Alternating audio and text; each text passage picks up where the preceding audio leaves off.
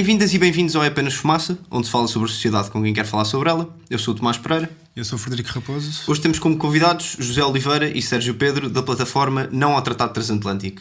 Bem-vindos. Obrigado pelo convite. Milton Friedman, numa entrevista dada em 2000, disse: "O facto mais importante e central acerca de um mercado livre é que nenhuma troca comercial acontece sem que ambas as partes beneficiem." Isto é verdade? A troca livre de bens através de fronteiras não é, à partida, algo de bom? Isso tem muito que se liga. É evidente que nós conhecemos bem o percurso desse senhor, apesar de ter um prémio Nobel, enfim, e as consequências das políticas que ele advogou e das escolas que fundou, e, portanto, nós temos plena consciência que, de facto, não é assim, de facto, é exatamente o contrário. Nesse jogo há sempre uns que ganham e outros que perdem. Normalmente os que perdem são sempre os mesmos e os que ganham também são sempre os mesmos. Sobre reitero o reparo do Zé. Apesar de esse senhor ter um prémio Nobel e ter fundado uma escola, a Escola de Chicago, nenhum modelo económico proposto por ele foi avante sem a necessidade de existência pelo menos um ditador no Estado que regulava a economia. Temos o caso do Chile, temos o caso do Peru, Argentina, por aí adiante. Se formos ver 3 anos depois dessas afirmações, em 2003, quando ocorreu a Ronda de Doha da Organização Mundial do Comércio, e essa política foi proposta, observamos que grande parte dos países do sul global rejeitaram essa mesma política. E é neste momento, e também para situar, e também de certa forma abrir em termos históricos a questão destes tratados que viremos falar a seguir, a Organização Mundial do Comércio, que é baseada nesse princípio de livre comércio e assente nos pensamentos económicos da Escola de Chicago, está neste momento congelada com base nesse bloqueio da rejeição dos ensinamentos neoliberais da economia. E desde então, desde 2003 para adiante, todas as políticas neoliberais têm sido não executadas com base como era previsto ter acontecido dentro da Organização Mundial do Comércio, mas fora da Organização Mundial do Comércio a nível individual. Exatamente por essa existência de um bloqueio ou de uma rejeição por parte não só dos países do sul global, como alguns países, e neste caso também estamos a referir a países da Europa que também rejeitam esses mesmos ideais e que se situam fora dessa linha de pensamento. O que são então o TTIP e o CETA? São acordos comerciais tratados por um mercado livre? São isso, mas são muito mais do que isso. Esse tipo de tratados inaugurou, digamos assim, uma época de há uns 20 anos para cá, a partir do Tratado NAFTA entre o México, o Canadá e os Estados Unidos, e a partir daí tem havido, digamos assim, uma espécie de uma corrida global a esse tipo de tratados, que são tratados, por um lado, comerciais, mas que têm uma ambição muitíssimo maior do que as simples trocas comerciais, as simples pautas aduaneiras, como existia em tratados anteriores. E, portanto, trata-se, sim, de uma corrida global por parte das grandes companhias, das grandes multinacionais, para a conquista do poder. É disso que se trata. O comércio, pronto, está lá nesses tratados, mas é uma parte relativamente ínfima. Podemos dizer, por exemplo, o TTIP tinha 28 capítulos, desses 28 apenas uns 4 eram acerca do comércio. Tudo mais é acerca da conquista do poder. Portanto, estão a ver o peso do que o comércio tem nesses tratados. E qual é que é a diferença entre o TTIP e o CETA? Quais é que são as especificidades? O TTIP, a ser negociado desde 2013, visa a celebração, ou que tem o objetivo da celebração de um acordo comercial entre os Estados Unidos da América e a União Europeia.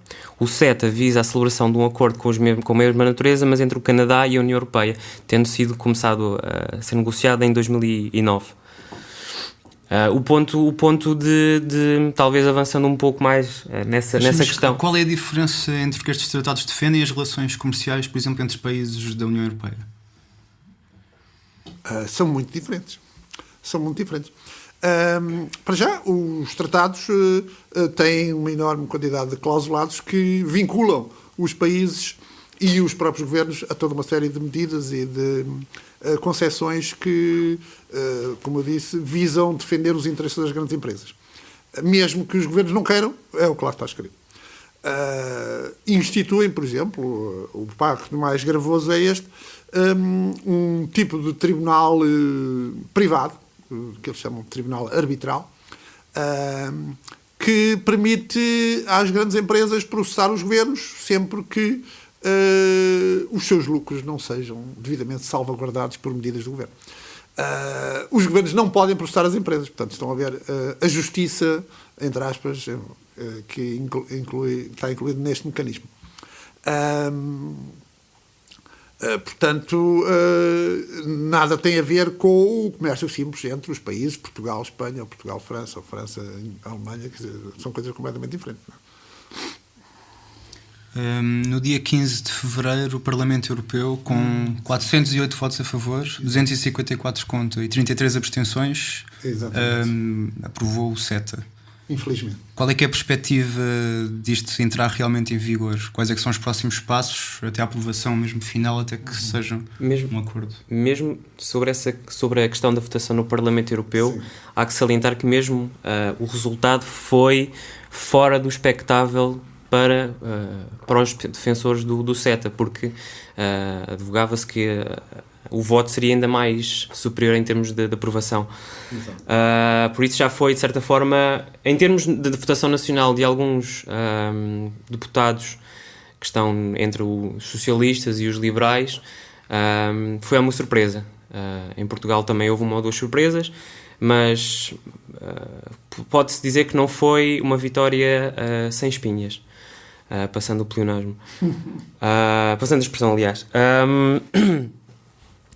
Em termos de processo político de votação e análise política do CETA nos próximos tempos, cabe agora aos 38 parlamentos regionais e nacionais da União Europeia decidirem sobre o futuro do CETA. Em Portugal será a Assembleia da República que terá de dizer sim ou não, tão simplesmente esta questão, não poderá fazer sugestões de alteração ou de possível envio para trás para ser negociado de uma forma que vá ao encontro das expectativas dos deputados nacionais, e pelo menos neste momento o objetivo que já foi expressado pela Secretária de Estado dos Assuntos Europeus é que o CETA seja levado à votação na Assembleia da República até ao final desta sessão legislativa, ou seja, até ao final de julho. É um processo, em Portugal, vai ser um processo, esperemos que longo, e também o será em alguns Estados-membros da União Europeia, principalmente Bélgica, Alemanha, sim, Áustria. E é expectável alguma surpresa neste processo? Pode ser, sim senhor. Mas antes eu gostaria de voltar um bocadinho atrás relativamente àquilo que o Sérgio disse, porque este panorama que o Sérgio acabou de apresentar não era para ser assim. E esse ponto para nós é essencial. A Comissão Europeia, desde sempre, fez um esforço tremendo, desenvolveu todos os esforços possíveis e imaginários para que o tratado não fosse votado nos parlamentos nacionais e regionais.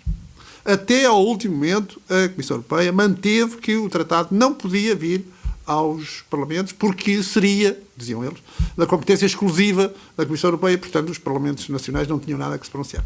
Foi precisamente a pressão enorme dos cidadãos que influenciaram uma série de governos da Europa que obrigou, muito contra a vontade, a Comissão Europeia a aceitar que o tratado fosse debatido nos parlamentos nacionais. Porque, evidentemente, esse facto propicia que haja mais oportunidades de, eventualmente, a coisa não seguir tão linear como eles queriam. Como é que foi feita a negociação do conteúdo do tratado? Foi transparente o suficiente, pelo menos?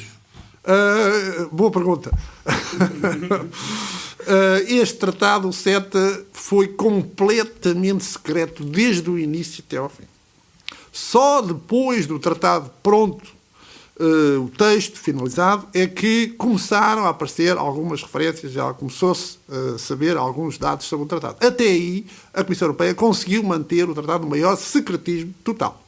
Aliás, secretismo para os cidadãos, para os órgãos de informação, porque, evidentemente, as grandes companhias, os grandes lobbies corporativos, esses sempre tiveram acesso total aos textos e às propostas e a tudo isso, e, além de ter acesso, até contribuíram fisicamente para a redação de capítulos do tratado. as corporações. Os cidadãos, claro, evidentemente que não. Ou seja, e é curioso ver por parte das associações empresariais de Portugal, por exemplo, que a consulta por parte dos empresários portugueses só ocorre quando o texto está fechado. Exato. E é paradigmático da situação de falta de transparência que existe na negociação deste tipo de tratados. Complementando um pouco o que o Zé disse, o processo do CETA foi uma vitória também, no Parlamento Europeu foi uma vitória também para os cidadãos de todo o mundo, porque a votação foi adiada pelo menos uma ou duas vezes. Agora não estou certo de quantas foram, mas pelo menos uma ou duas foram, porque na fase inicial estava a contar-se que o CETA, o texto final, fosse apresentado no final de novembro e daí a 3 semanas houvesse uma votação, sem qualquer pronúncia das comissões especiais do Parlamento Europeu, sem qualquer possibilidade de contributo da análise do texto. E mesmo isso depois foi a nível interno e político, foi uma vitória bastante grande. Exatamente. E que levou depois ao adiamento para dia 15 de fevereiro da votação. A Comissão Europeia não queria que as comissões especializadas se pronunciassem sobre o CETA. Queria que os deputados votassem sim ou não e mais nada.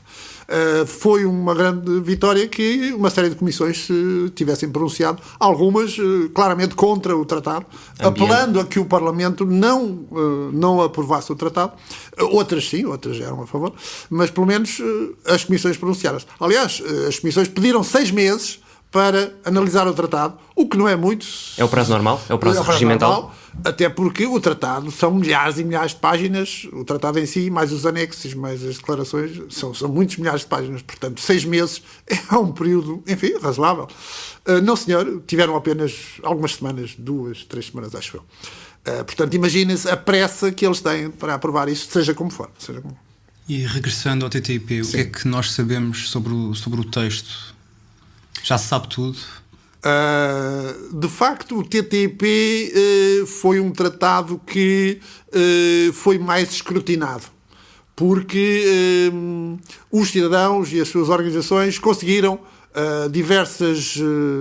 por diversas maneiras acesso a várias partes do tratado. Isso despertou uma enorme repulsa por parte de muitas organizações, neste momento 500 organizações em toda a Europa. Houve lutas enormes e a Comissão Europeia foi obrigada, muito contra a vontade também, a começar a publicar excertos do tratado, partes do tratado. Começou por publicar o mandato negocial, que não queria de maneira nenhuma. Os americanos criticaram muito por essa publicação, porque eles também não queriam, mas foi a pressão dos cidadãos que obrigou a Comissão Europeia a ir publicando aspectos do tratado. E depois houve fugas de informação importantes, como TTIP Leaks. Exatamente. Em março, maio do ano passado. Exato, que permitiu conhecer aspectos muito importantes e confirmar, isto é ponto essencial, todas as suspeitas e todos os receios e todas as ameaças que nós já sabíamos que existiam e foram confirmadas por essas fugas de informação. Não, mas a questão é que é um pouco o ridículo a que se chegou, porque o mandato negocial, como o Zé estava a falar, é o documento que guia a negociação deste tratado. E não divulgaram a base de negociação de forma transparente para os cidadãos europeus de um tratado que poderá ter impacto não só para a União Europeia como para os Estados Unidos da América, mas também a nível global como um modelo de tratado, é completamente ridículo. Negociar uma coisa nas costas dos cidadãos e fazer questão que essas orientações não sejam publicadas. Aliás, esse mandato é uma parte que não é muitas vezes referida, mas esse mandato só foi publicado 2 meses depois da publicação não oficial, enquanto leak. Ou seja, o documento foi leakado e 2 meses depois a Comissão Europeia foi forçada a divulgar o mandato. É completamente escabroso e também é escabroso do ponto de vista em que atrai muitas atenções, e por atrair muitas atenções neste momento o TTIP também está um pouco mais na retaguarda face ao CETA, e por isso é que o CETA avançou mais para também ficar a proteger o TTIP. São ambos modelos económicos propostos que são completamente que negam qualquer valor democrático ou de transparência. E neste momento o ponto de situação, perguntavas, é Aguardar. Neste momento aguardar porque as pastas ainda não estão bem definidas do lado dos Estados Unidos da América em termos de negociação. Neste momento está quase orientado para que isso venha a acontecer, ou seja, uma continuação das negociações muito avançada por parte da Alemanha neste âmbito. Segundo o princípio da precaução reconhecido pelas autoridades europeias, não devem ser lançados no mercado produtos que não provem a ausência de riscos para a saúde humana e sobre os quais recai essa suspeita. Exatamente. Mas este princípio não é reconhecido no outro lado do Atlântico. No Canadá e nos Estados Unidos da América é apenas tido em conta a prova científica definitiva e está por caminho para a autorização de produtos controversos. Isto é verdade? Com estes tratados, o princípio da precaução deixaria de ter validade na Europa, nomeadamente na comercialização de produtos alimentares? A questão é que tanto um como o outro princípio que os dois referiste estão referidos no texto do CETA. Isso não se pode negar, é verdade. Mas o que se aplica e o que é reconhecido no corpo do CETA enquanto parte do texto legal aplicável é o princípio baseado na ciência. Ou seja, o princípio da precaução referido no preâmbulo não tem qualquer força vinculativa. E acho que não é preciso explicar muito mais o princípio da precaução, só se aprovam uma certa substância que seja nova, caso existam provas fundadas que não existe qualquer perigo. Na dúvida, não se aprova. No princípio do baseado na ciência é exatamente o oposto. Existe uma dúvida, ok, tem que se provar que ela existe. Se não se prova que existe uma dúvida, o produto novo é aplicado. Caso estes tratados sejam então aprovados, vamos passar a ter produtos de origem duvidosa nas prateleiras de supermercados? Sim, porque existe o princípio do mútuo reconhecimento. Ou seja, nas importações e exportações de produtos, e neste caso, por exemplo, falamos em produtos agrícolas, existe o mútuo reconhecimento da legislação canadiana para a exportação de produtos para a União Europeia. E falamos do terceiro maior produtor de organismos geneticamente modificados do mundo. Exatamente. Um grande utilizador de hormonas de crescimento e outros produtos de lavagem de carne no mundo, com ácidos e tudo mais. Ou seja, esse é um princípio que poderá vir a aplicar-se de forma indireta, passando por cima do Tratado de Lisboa, passando por cima da Constituição da República Portuguesa, a legislação de lei de base do ambiente de Portugal, por aí adiante, e também, voltando atrás, estamos a falar de um grande produtor e exportador de areias bituminosas, e gás e petróleo derivado do fracking. Exatamente. Segundo a diretiva da Comissão Europeia, número 74 do ano 2003, não é permitida a administração de hormonas de crescimento no gado criado em países da União. Exatamente. Tal como não é permitida a comercialização de carne que tenha sido sujeita a este tipo de tratamento. E algumas destas hormonas de crescimento foram mesmo consideradas por estudos científicos como completos carcinógenos. E são. No entanto, no site da Comissão Europeia, o que nos dizem é, e passo a citar, carne proveniente de gado alimentado com hormonas de crescimento está proibida na União Europeia. Isso não vai mudar com o TTIP. Vamos lá ver. A legislação existe, os princípios existem aqui na Europa, sem dúvida.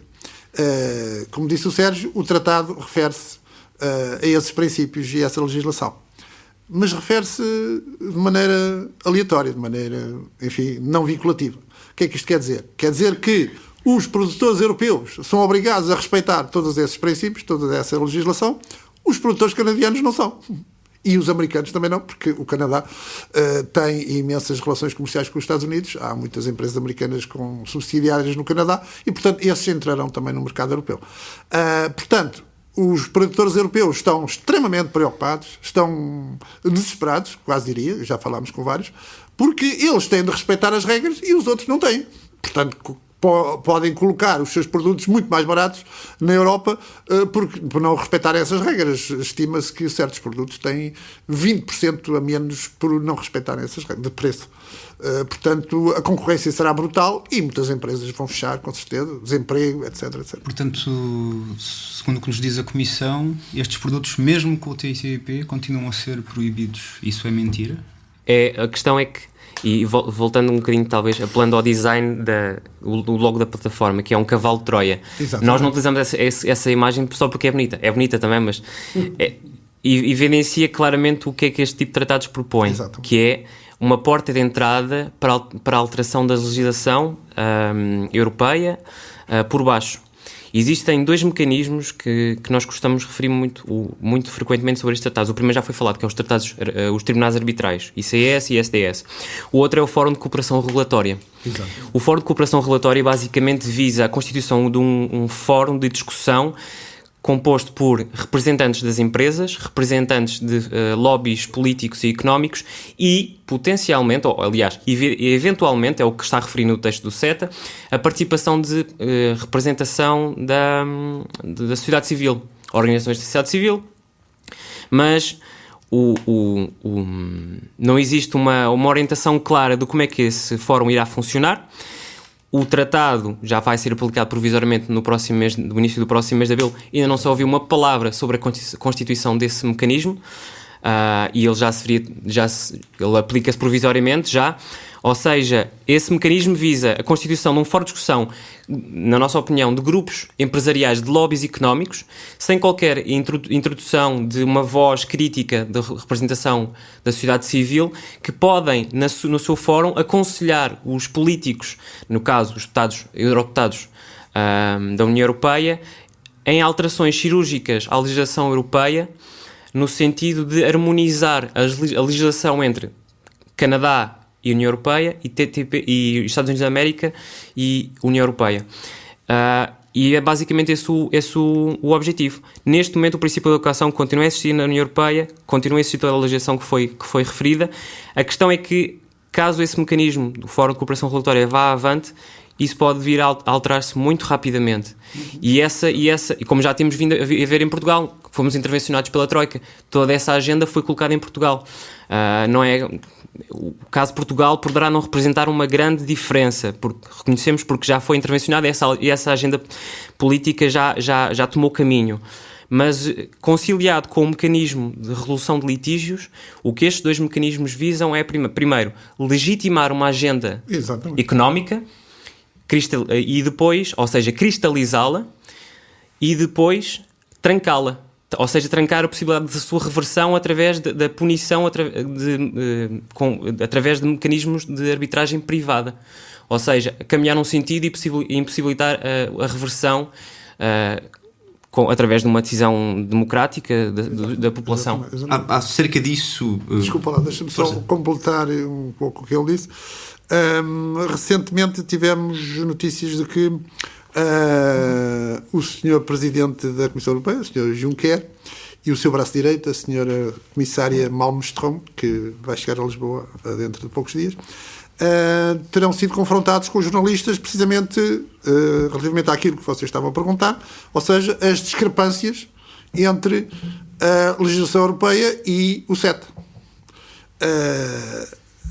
Ambos terão dito que, sim senhor, concordaram que essa discrepância existe e que, portanto, o que há a fazer é precisamente adaptar a legislação europeia ao tratado.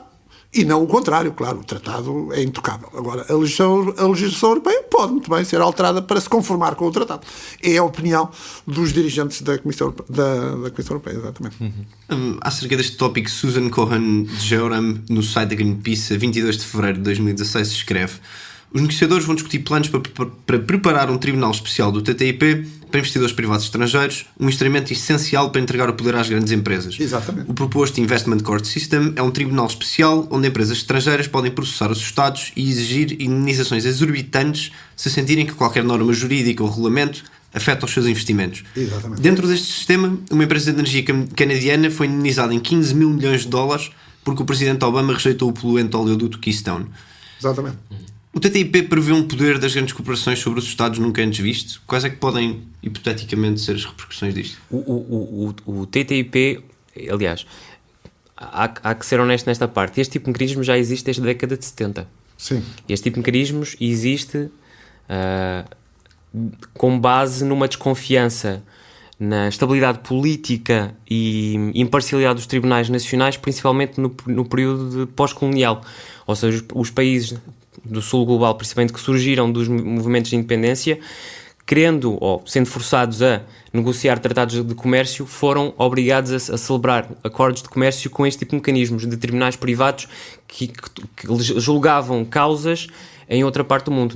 No caso, o principal tribunal arbitral de referência é o sediado no Banco Mundial, o ICSID.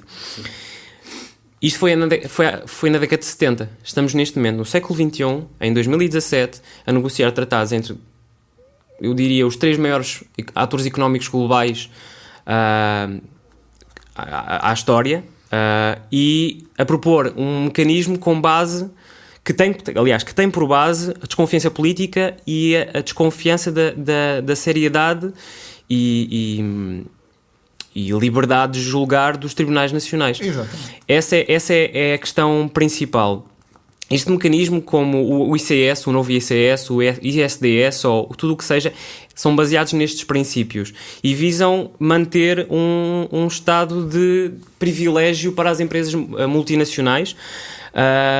E com isto dou um exemplo. O Equador, quando o caso da Chevron, quando a empresa petrolífera Chevron foi obrigada a sair do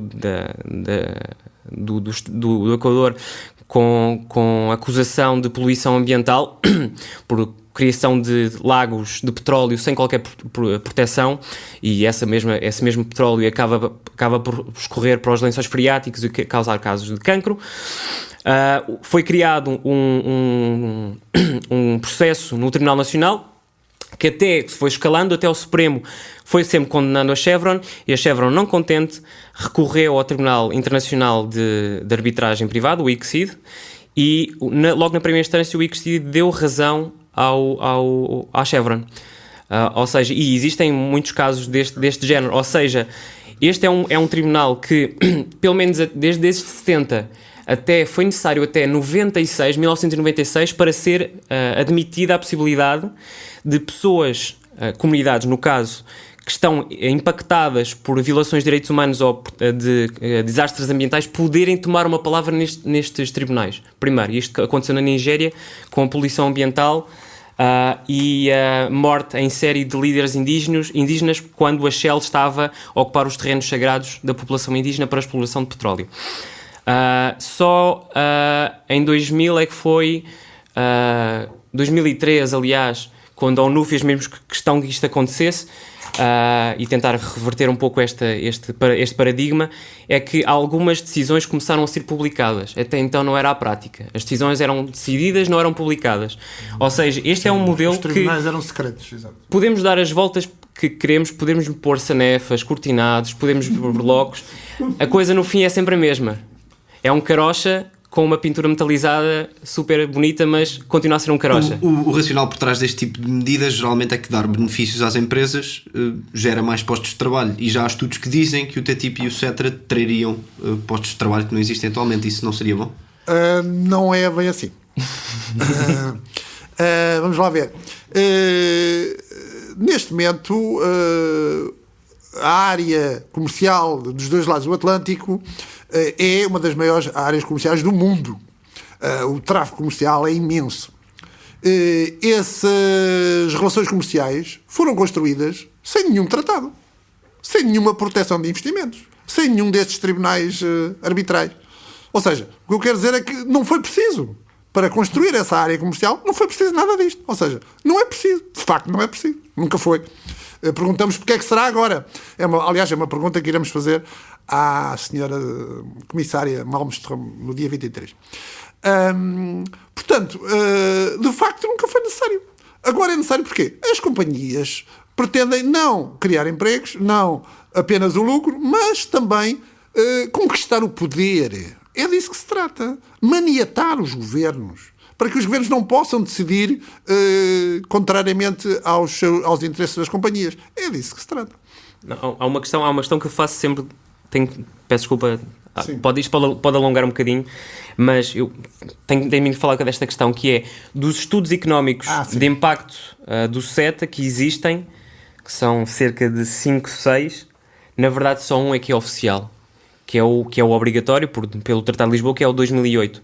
E no 2008 não existe uma palavra sobre o impacto das PMEs, não existe qualquer análise de impacto para as PMEs ou de crescimento sobre o CETA.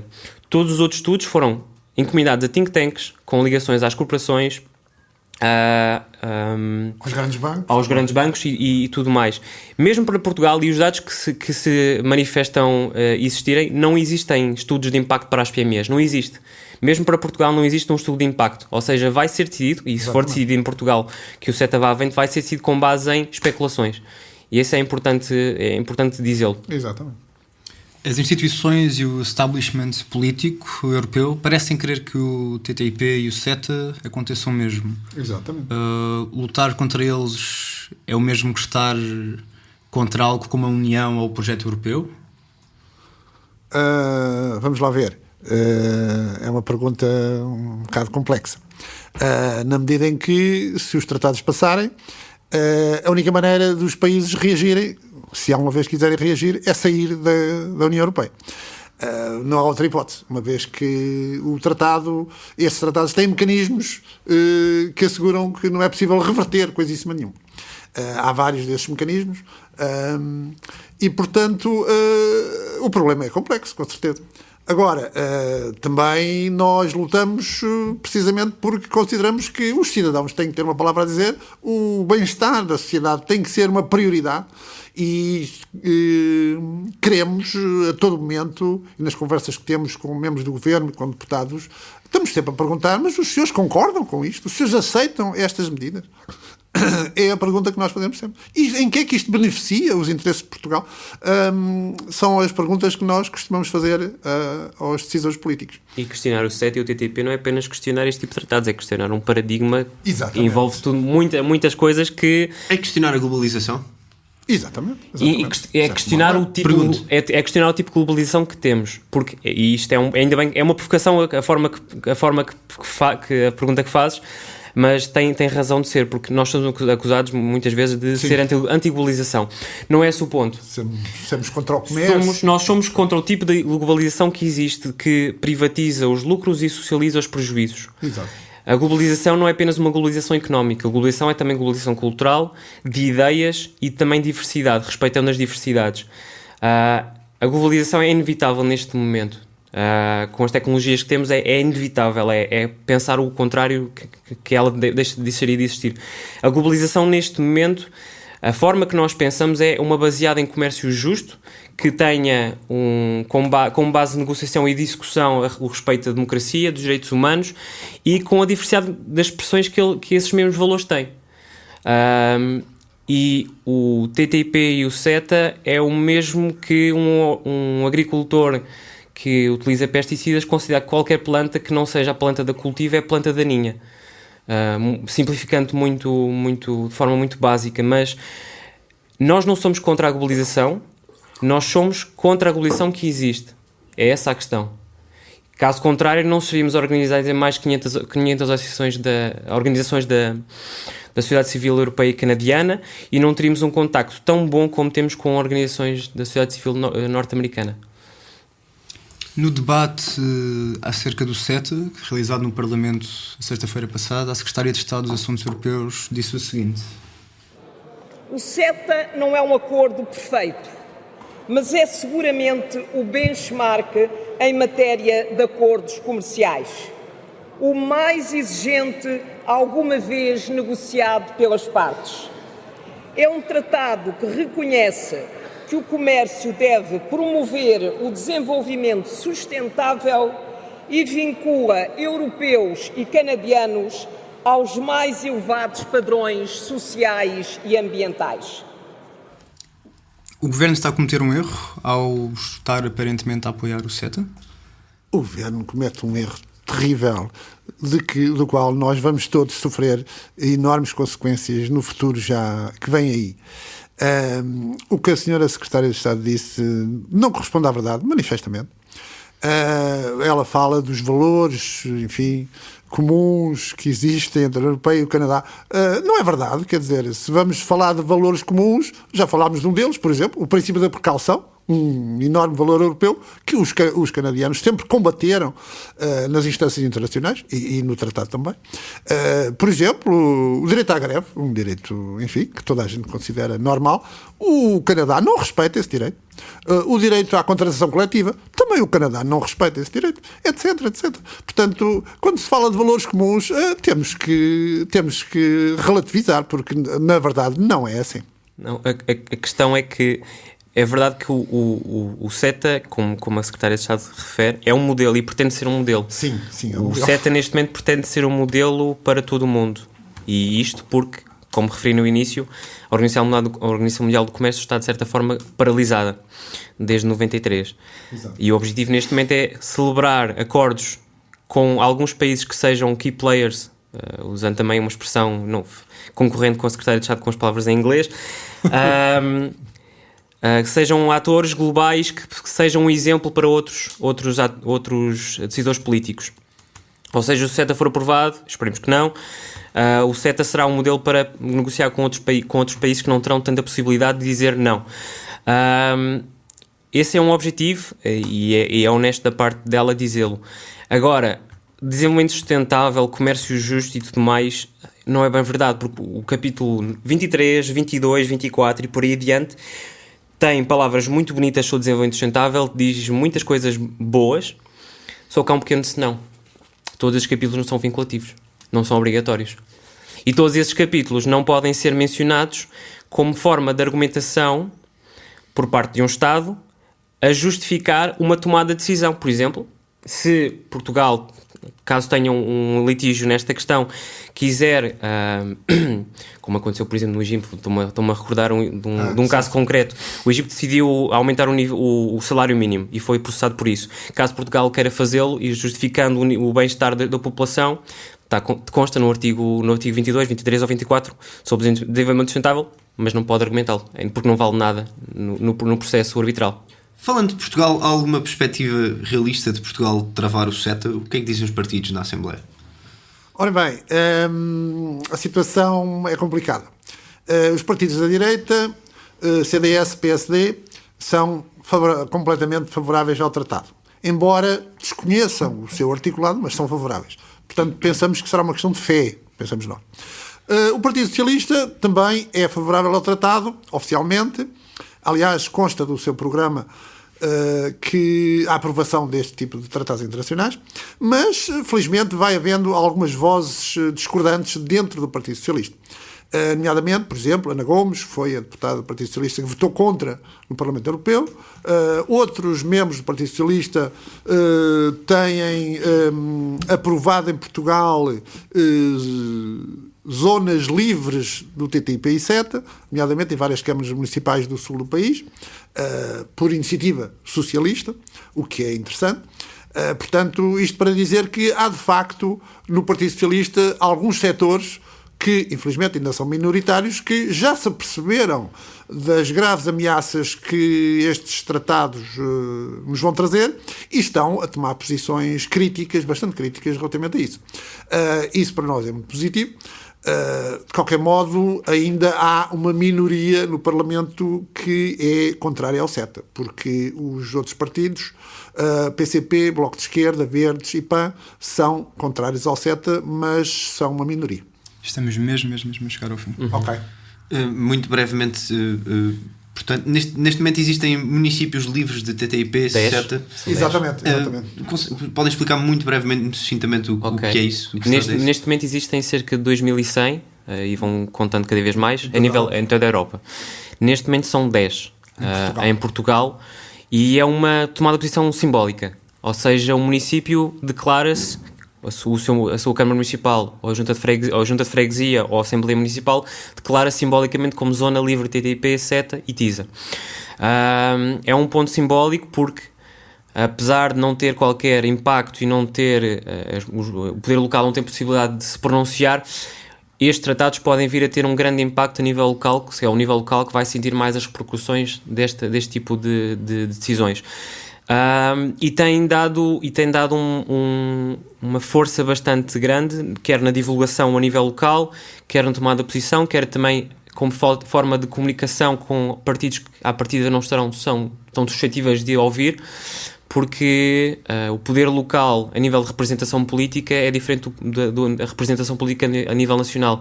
E já tivemos grandes surpresas. Já, por exemplo, tivemos no Sul, no Algarve, onde a questão do petróleo se coloca de forma bastante premente.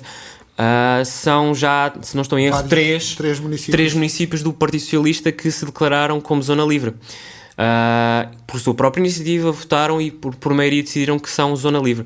Ou seja, esta não é uma questão que é clarividente, e já que estamos a falar do Partido Socialista, eu acho que neste momento, temos que ser honestos, Portugal não é um terreno de batalha, mas talvez fosse se mais deputados tivessem consciência e conhecimento, principalmente conhecimento do que é o CETA. Sim.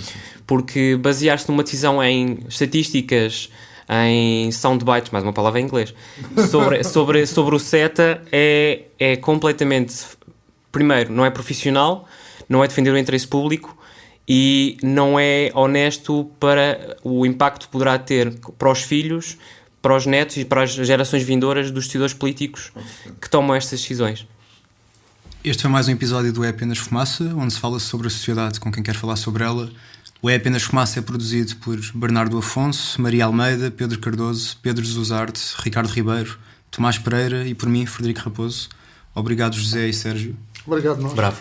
A música é dos Lots Fever. Subscrevam a mais episódios em apenasfumaca.pt ou no iTunes, SoundCloud, YouTube, SAP24, Comunidade de Cultura e Arte e também noutras apps de podcasts. Até já.